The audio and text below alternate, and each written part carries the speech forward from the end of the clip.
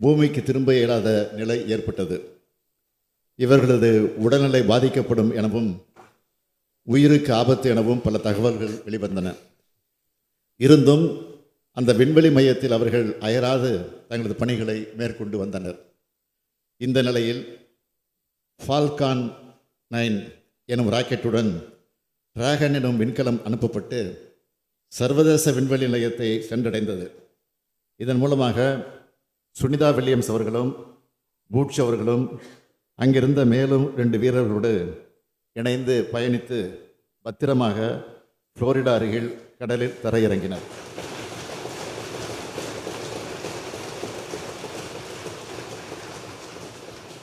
அவர் பத்திரமாக மீண்டும் பூமிக்கு வந்தடைந்த செய்தி நம் அனைவரையும் மகிழ்ச்சியடைய செய்துள்ளது.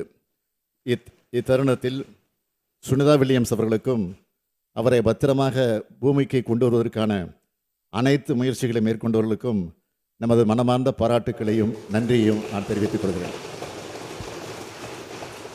உடனுக்குடன் செய்திகளை தெரிந்து கொள்ள சன் நியூஸ் பெல் ஐகானை கிளிக் பண்ணுங்க.